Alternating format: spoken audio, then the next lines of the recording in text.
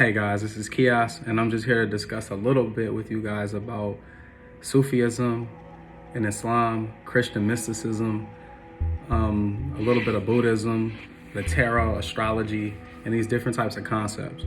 What I want to dive into is what they are, first and foremost. And first and foremost, any of those groups, all of them are basically just trying to tell you about the reality behind the language. And what I'm talking about is what's actually going on. They say like objective reality. Now, what actually is going on is what they're trying to get your mind to see. And they use various methods in order to help you see what's going on behind your preconceived notions of life, your preconceived notions of reality. Whether it's occultism, whether it's Christianity, Islam, they're using different languages in order to communicate the same reality. I always tell people, man, if you're talking to a person that speaks Spanish and he says azul, it means blue. Now, blue is unaffected by the fact that one person calls it azul and another person calls it blue. It's unaffected by the people and how they perceive it. It's a reality apart from how it is being perceived. The same thing with an individual. No matter what names you might call me, no matter how you look at me, I'm still me, apart from how you view me. And that's important because the reality behind things and the idea of being able to see the similarities is what breeds love, is what breeds understanding.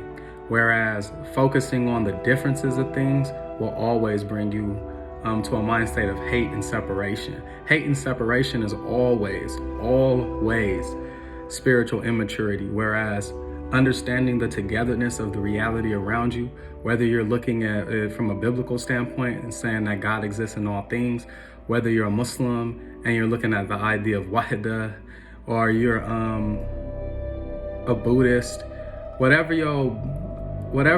system that you choose to view reality through is going to bring you to the same reality.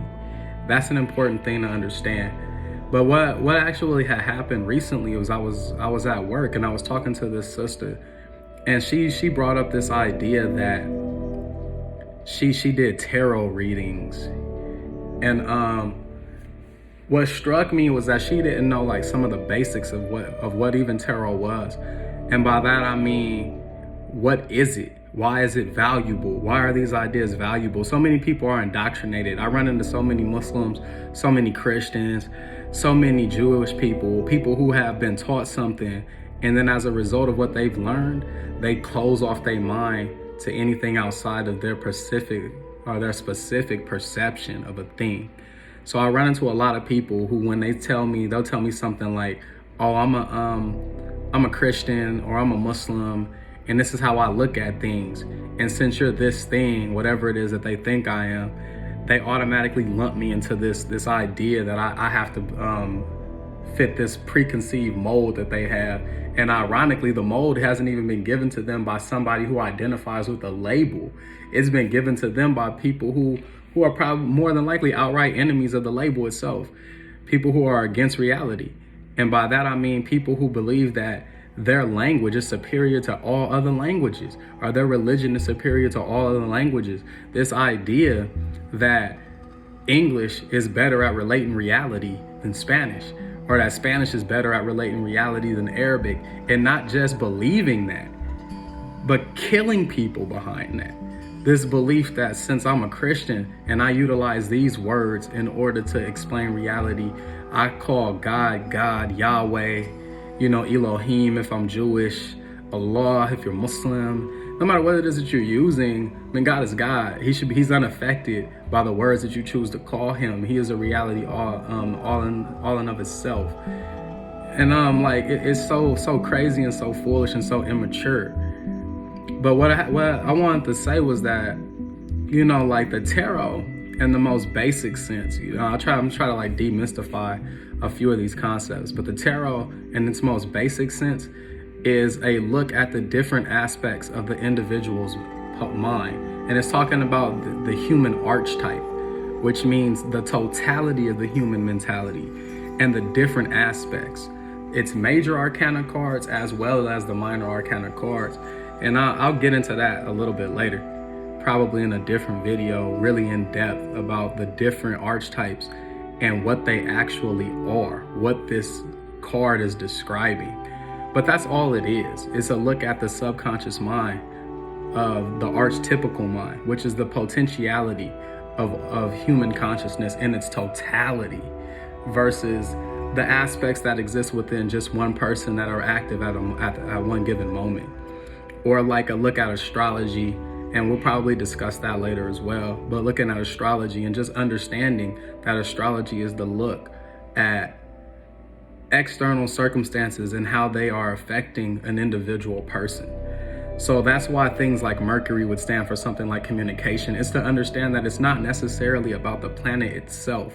It's about what this planet represents. Like Venus represents love. Like Jupiter has to do with the fate and luck and things like this. It has to do with the idea that the planet is representing, the influence that this planet is representing.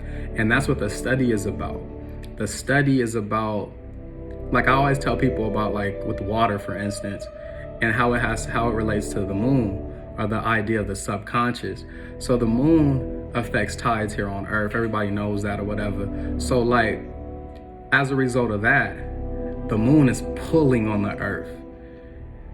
The Earth is 3/4 water. It's pulling on it. It's creating the tides. So it's affecting it. It's gravitational pull. In the most basic sense, you know, not nothing all super deep, mystical or nothing like that. All this stuff that people try to lord over you. Like, I know this thing, so you should be giving me money, or I know this thing, so I'm better than you, you know. But it's just that everybody's pretty much aware of how the moon affects tides here on Earth.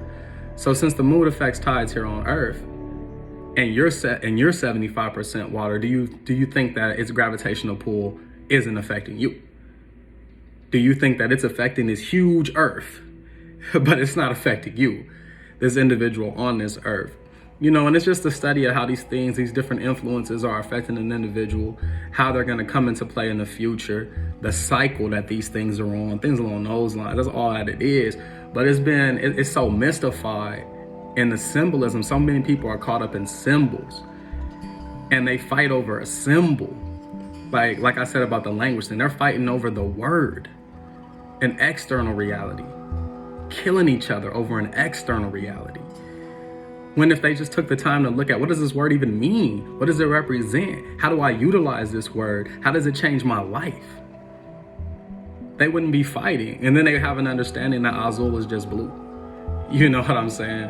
That this idea that exists within Islam also exists within Christianity. It also exists in Judaism. It also exists in mysticism or occult practices. It also exists in every philosophy that is trying to understand reality itself, is that they have a common thread going through all of them. And we're going to discuss these common threads because there's enough things out there. There's enough people out there trying to tell you the differences between this thing and the other thing. It's enough people out there that is breeding and just like a virus infecting the minds of individuals and spreading, replicating itself, and making everyone around it turn to these robots, these mechanical robots that are just spewing spiritual immaturity around this world and making all type of people look at things in the most mundane ways.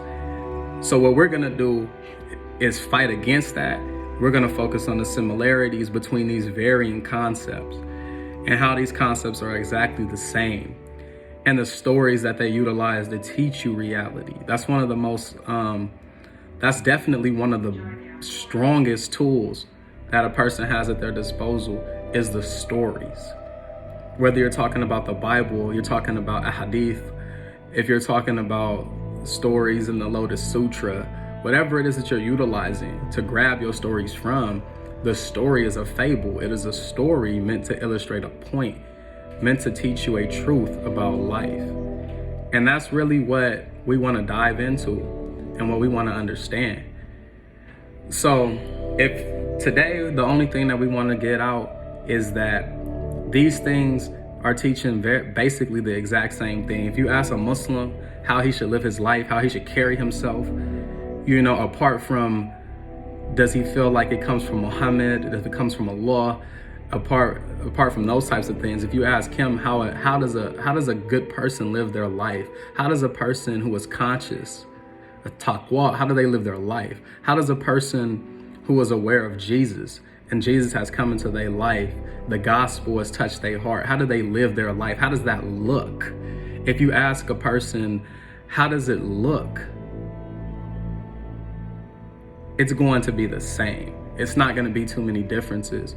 The differences come in when you ask a person, how do they relate that to another person? When you ask a person, what's the source? They use these different words. The source is always the same, of course, but they use these different words.